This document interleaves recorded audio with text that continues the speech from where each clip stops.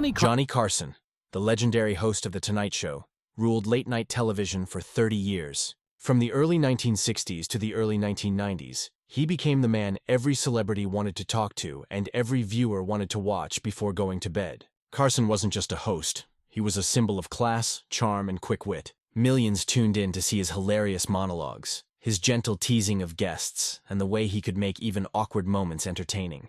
But behind the laughter, Carson saw the real faces of Hollywood. He knew who was kind and who just pretended to be. When the cameras stopped rolling, Johnny sometimes shared shocking stories with his inner circle. Stories that revealed how some of his beloved Hollywood guests weren't as sweet as they seemed on screen. As time passed and Carson grew older, bits and pieces of what he really thought about those stars began to come out, showing that some of the biggest names in Hollywood had very dark sides.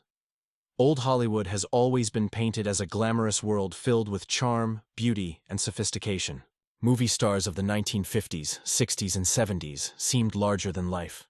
But Carson, sitting behind his famous desk, had a front-row seat to the truth. He saw the fake smiles, the scripted kindness, and the ego battles that raged behind the curtains. While the public adored these stars, Carson often witnessed how some of them treated his crew, their assistants, or even the audience members with arrogance and cruelty. He believed that true character was revealed not when the cameras were rolling, but when they weren't. Some stars were humble and respectful. Others were demanding, rude, and full of self-importance. In his later years, Carson admitted that many of these so-called legends carried dark secrets, ranging from addictions to abusive behavior, and that fame often brought out the worst in people rather than the best. One of the most talked-about stories from Carson's circle involved a guest who was considered one of Hollywood's most charming men, but who turned out to be a nightmare behind the scenes. This actor, known for his smooth talk and good looks, arrived at the studio with a long list of demands. He wanted his own lighting, refused to sit in a chair he found too low, and even asked that the band stop playing when he entered. Carson, who valued professionalism, was disgusted by this behavior. During the live show, he smiled and carried the interview smoothly, but his sharp humor hinted that he wasn't impressed. Afterward, he told his staff that this actor was the most self-absorbed man I've ever met. That was Johnny's way of saying the person was rotten inside, an ego wrapped in a suit. Viewers saw charm. Carson saw cruelty and insecurity hiding behind a fake smile. Another shocking revelation came from Carson's experiences with one of the biggest actresses of the Golden Age, a woman adored by millions for her grace and beauty. She was often described as America's sweetheart, but Carson saw something else entirely.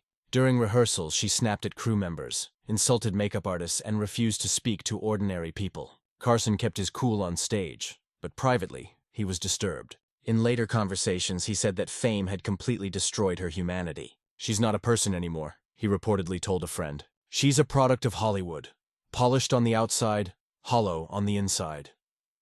For Johnny, it was a sad reminder that success could twist even the most talented individuals into something unrecognizable. He believed that some people wore kindness like a costume, taking it off the moment the spotlight faded. Carson loved having comedians on his show, and many of them became famous overnight thanks to his platform. But not every funny person who sat across from him was kind-hearted. One comedian, in particular, became infamous behind the scenes for his cruel jokes and nasty behavior. On stage, he made the audience roar with laughter. Off stage, he mocked staff members, used offensive language, and even insulted Carson's writers. Johnny tried to keep things professional, but he was furious. In one private conversation, Carson said, "That guy's not funny. He's mean." He understood that humor should make people laugh, not hurt them. Years later, when this same comedian faced a downfall due to his temper and personal scandals, Carson wasn't surprised. He had seen the evil side long before the rest of the world did. What made Johnny Carson different from others in Hollywood was his ability to stay grounded. He never liked fake people or power games. He preferred genuine kindness over fame or money. Watching hundreds of stars come and go on The Tonight Show taught him a valuable lesson. Fame can make people forget who they are. Carson often said that the most talented guests were usually the most humble ones, while those desperate for attention were often the most toxic. In his later interviews, he hinted that some of the most celebrated names in Hollywood were actually miserable behind their glamorous lives. Their egos consumed them. Some treated others like props. Carson found it disturbing that the same people who preached goodness and grace in public could act cruelly in private. It made him deeply cynical about the industry he'd helped to build. Not every revelation was dark. Carson also remembered guests who were genuinely good human beings. Stars like Jimmy Stewart, Betty White, and Robin Williams were often mentioned by Carson as examples of warmth and sincerity. These were the people who treated everyone with respect, from the janitors to the producers. They didn't need to prove their worth or demand special treatment. Carson loved such guests because they reminded him that not all fame was corrupting. They were proof that decency and humility could survive even in Hollywood. Whenever Carson found a kind guest, he made sure to bring them back often, because he knew audiences could feel that energy through the screen. Their goodness balanced the negativity he saw from others. It restored his faith in humanity, even if only for a little while. Although Johnny Carson knew the truth about many stars, he rarely exposed anyone by name. He believed in keeping professionalism, even when others didn't. But his close friends and staff members often heard his true opinions behind the scenes. In private, he was brutally honest, describing some guests as evil or empty. To Carson, evil didn't always mean criminal behavior. It meant lacking empathy, using people, and caring only about power or fame. He once said that Hollywood doesn't change people. It reveals them. Those who came to his show looking for love and attention often showed who they really were once the spotlight hit them. It was one of the reasons Carson valued his privacy so much after retirement. He had seen too much of Hollywood's dark heart to stay close to it forever. Carson's revelations also reflected his own personal struggles. Despite his fame, he was a deeply private man who found it hard to trust people. Being surrounded by fake smiles and selfish behavior made him withdraw from Hollywood after his show ended. He lived quietly by the ocean, rarely giving interviews. Friends said he often spoke about how loneliness and ego were the true evils of fame. Many of those evil guests, in his eyes, were not monsters, just lost souls who traded their humanity for stardom. He pitied them more than he hated them. That understanding gave depth to his character. Johnny Carson wasn't just exposing Hollywood's dark side. He was reflecting on the cost of fame itself. His quiet retirement showed that he wanted peace more than applause.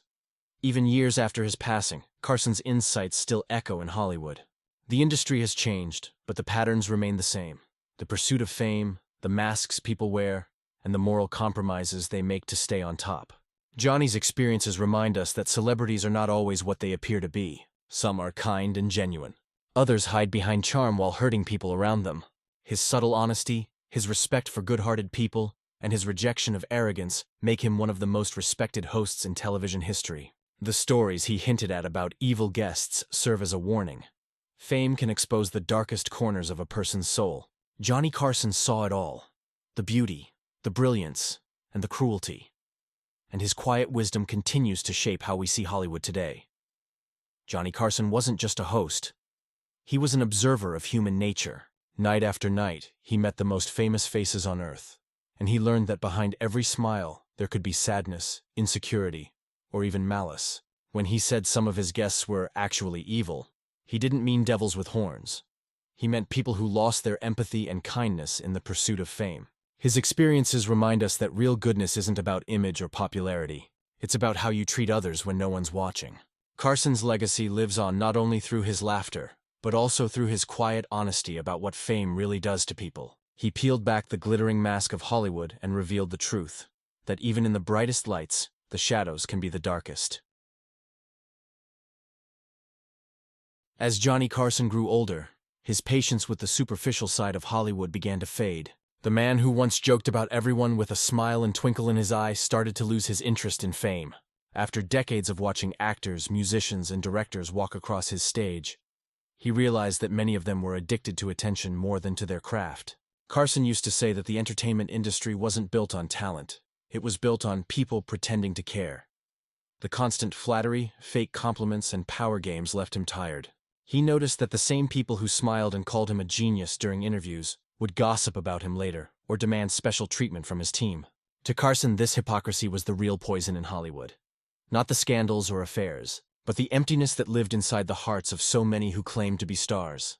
This growing frustration slowly changed how Carson interacted with guests.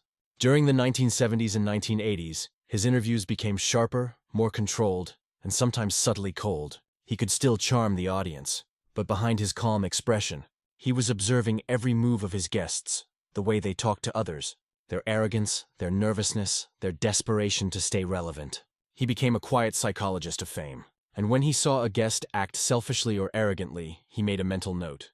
In private, he would shake his head and say, "That one's not a good person."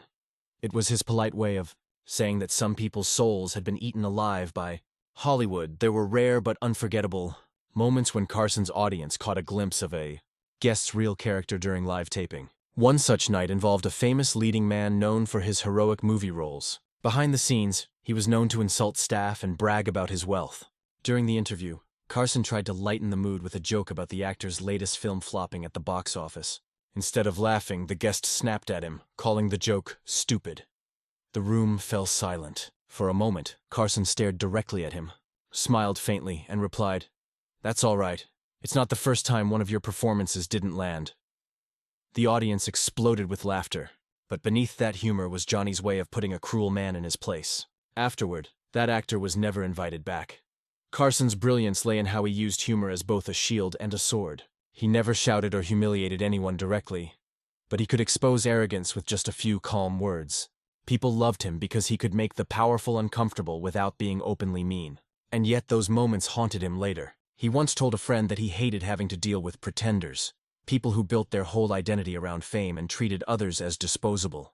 These live confrontations, while entertaining, were reminders to him of how dark Hollywood could really be when the cameras revealed what people tried to hide. Despite his frustration with arrogant guests, Carson was not a bitter man. Those who worked closely with him often said he was one of the kindest people in the business when he trusted you. He was generous with his staff, respected writers, and often donated quietly to charities without publicity. What made him so sensitive to evil behavior was that he valued kindness deeply. He grew up in a small town in Nebraska, where humility and respect were part of everyday life. When he entered Hollywood and saw people pretending to be good while stepping on others to climb higher, it hurt him personally. That's why he called certain guests evil, not because they were villains in a dramatic sense, but because they had lost their humanity. In private moments, Carson also expressed compassion for those who had turned cruel. He once said, "I think they start out as good people. Then Hollywood tells them they're gods, and they believe it." He understood how fame could change someone's soul. The constant attention, money, and flattery made it easy to forget humility. But for Carson, that transformation was still a tragedy. He never enjoyed watching someone fall apart publicly, even if he disliked them. Deep down, he wished more people in Hollywood could have stayed grounded, like the few genuine stars he admired. Carson also believed that the Hollywood system itself created evil. He thought that when studios and agents treated stars like royalty, it encouraged narcissism and cruelty. Some guests who came on The Tonight Show were victims of that culture, people who were constantly told they were perfect, and who began to treat everyone else like servants. Johnny saw it again and again. A rising actor or actress would start off polite and humble, then return to the show a year later acting superior, surrounded by handlers who spoke for them. The transformation was almost frightening. Carson once joked off camera, "Fame is a disease, and the symptoms are arrogance and amnesia." He wasn't wrong. Many of those guests later had public breakdowns, divorces, or scandals. Their fake image couldn't survive forever. Carson's insight into their downfall was eerily accurate. He understood that without real values, success would destroy a person from within. This was why, in his later years, he preferred interviewing ordinary people or comedians with heart. They reminded him that laughter and humility were the only real cures for Hollywood's sickness. For Johnny, the word evil didn't just describe bad behavior. It described the emptiness that came when fame replaced the soul. Today, decades after The Tonight Show ended, Johnny Carson's quiet wisdom feels more relevant than ever. In an age of social media where fame can come overnight, his warnings about arrogance and